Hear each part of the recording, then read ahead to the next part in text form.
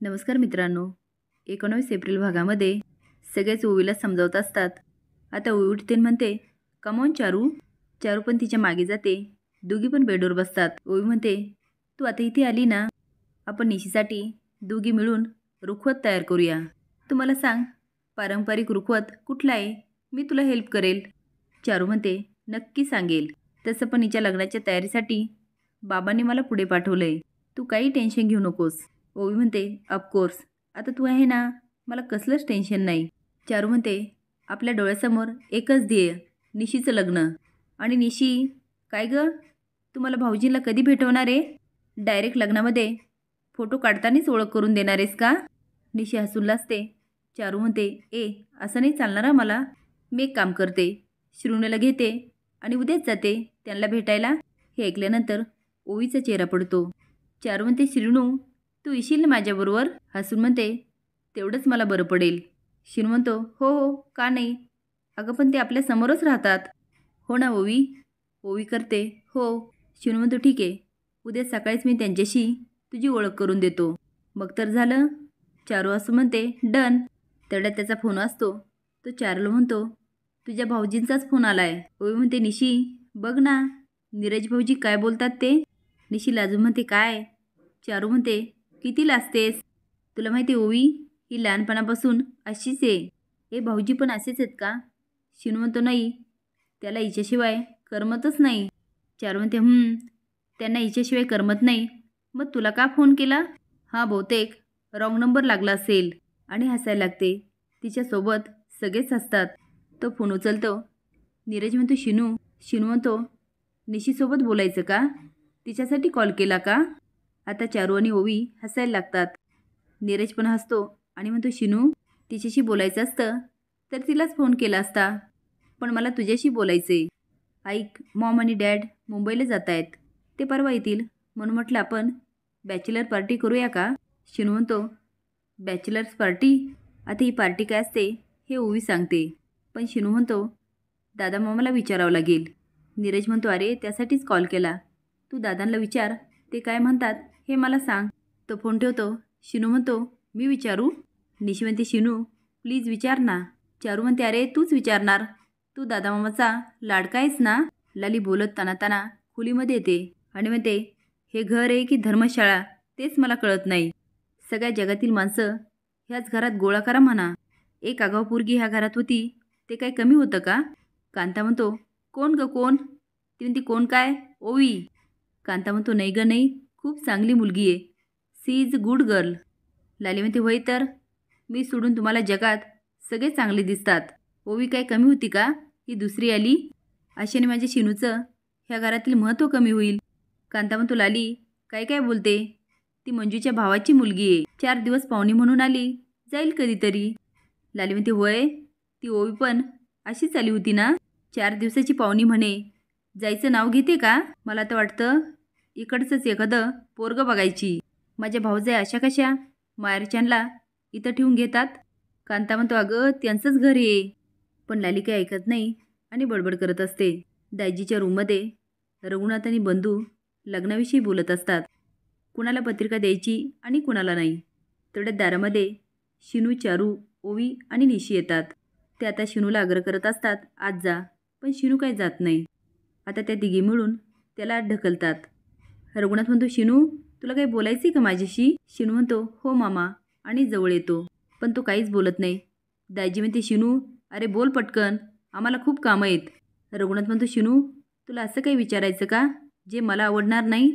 शिनू म्हणतो, हो दादा मामा, नीरजचा फोन आला होता, तो म्हणत होता त्यांच्या घरी आपण बॅचलर पार्टी करूया. बंधू म्हणतो, हे काय असतं आता? शिनू म्हणतो, शहरामध्ये लग्नाचे पहिले सगळे फ्रेंड भेटतात आणि पार्टी करतात. रघुनाथ म्हणतो, हे शहर आहे का?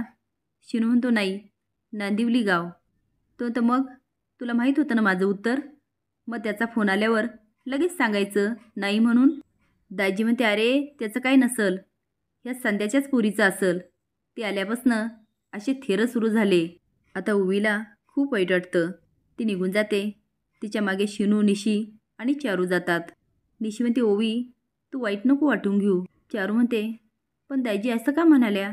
निशी म्हणते, अगं तिच्या चौकटीच्या बाहेर काही झालं की ती अशीच बोलते. चारू म्हणते, म्हणजे ओवी तिच्या चौकटीबाहेर? शिनू म्हणतो, ओवी आय एम सॉरी, पण ती निघून जाते. मेघना आणि साहिल निघतात आणि म्हणतात, नीरज फ्रीजमध्ये सगळं ठेवलं, तुम्हाला जे पाहिजे ना चायनीज वगैरे ते सगळं करून घ्या. नीरज म्हणतो, मॉम ती पार्टी नाही होणार. साहिल म्हणतो, का? तू तर शिनूला फोन केला होता ना? तो म्हणतो, हो पण दादा नाही म्हणाले. मेघना म्हणते, अरे तू पार्टी बोलला ना, गेट टुगेदर म्हटलं असतं ना तर ते हो म्हटले असते. पण तू काळजी नको करू आ, जाताना आम्ही जाणार आहे, मी सांगते त्यांना समजावून. नीरज म्हणतो, मॉम राहू दे. ती म्हणते, अरे ते नाही म्हटले ना मी काहीच बोलणार नाही. किचनमध्ये रघुनाथ उमाला म्हणतो, आई बोलली ते काही चुकीचं नाही बोलली. या पहिले शिनूने विचारलंच नसतं. पण निशिता किती साधी आहे, पण त्या पाहुणेमुळे घरात असे वारे व्हायला लागलेत. मी सगळ्याच गोष्टींना हो नाही म्हणू शकत. अशा पार्ट्या बिट्या ही आपली संस्कृती नाही आहे. उमा म्हणते, मी काय म्हणते, पण शांत बसते.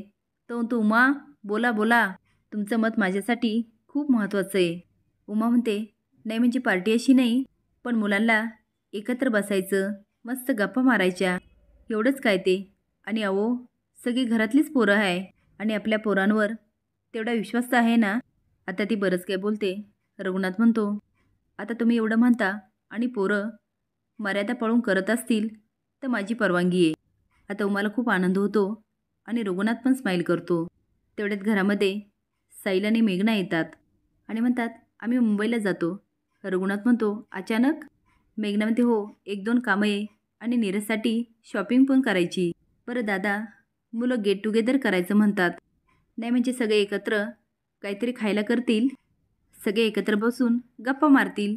रघुनाथ म्हणतो, मेघनाताई मी आत्ताच उमाशी बोललो, मी म्हटलं मुलांना जाऊ दे. दाजी रागाने त्याच्याकडे बघायला लागते. तो म्हणतो, आई अगं मुलंच जमतात, घरातच आहे, करू दे मजा. आता पार्टीसाठी सगळेच भेटतात, डुगू पण येतो आणि तो म्हणतो, नीरज दादा ही आमची चारूताई. आता दोघांची ओळख होते. नीरज म्हणतो, अरे बिंदास बसा. पण शिनू मात्र चारू शेजारी बसतो. ओवीचा चेहरा पडतो. आता चारू घरावर नजर टाकते आणि खूप कौतुक करते आणि त्यासोबत नीरजच्या मराठीत पण चूक काढते. आता ओवी चारूला समजावते. चारू म्हणते, ओ अच्छा अच्छा, मला माहीत नव्हतं. आता ती बरंच काय बोलते. शिनू म्हणतो, नीरज तुझा पुढचा प्लॅन काय आहे? नीरज म्हणतो, गाईज मॉमने बरंच सामान आणून ठेवलं, आता आपल्याला काय खायचं ते फक्त मला सांगा. डुगू म्हणतो, वाव पॉपकॉर्न आणि पास्ता मला खूप आवडतं, आपण दोन्ही करूया का? नीरज म्हणतो, चला तर मग, मला मदत करायला कुणी तयार आहे का? ओवी निशी म्हणते, ऑफकोर्स वाय नॉट. निशी म्हणते, सर तुम्ही विचारताय काय? ओवी असे पदार्थ खूप मस्त करते. ओवी तू करायला घे, मी तुला मदत करते. शिनू म्हणतो, नाही नाही नाही, सगळे बघायला लागतात. तो निशी तू कशाला, मी आहे ना. चारू आश्चर्याने बघायला लागते. ओवी म्हणते, तिला मदत करायची तर करू दे ना. शिनू म्हणतो, नीरज निशी तुम्ही लग्न होईपर्यंत काहीही करायचं नाही. नीरज तोपर्यंत तू डुग्गू आणि चारूला घर दाखव ना. आता ओवी निघून जाते आणि तिच्या मागे शिनू पण पळतो. चारू जात असते पण तिचं लक्ष दोघांकडेच असतं. आता शिनू जातो, तिच्या खांद्यावर हात ठेवत म्हणतो, ओवी, आणि चारू बघते. असेच नवीन अपडेट जाण्यासाठी लाईक आणि सबस्क्राईब करा. धन्यवाद.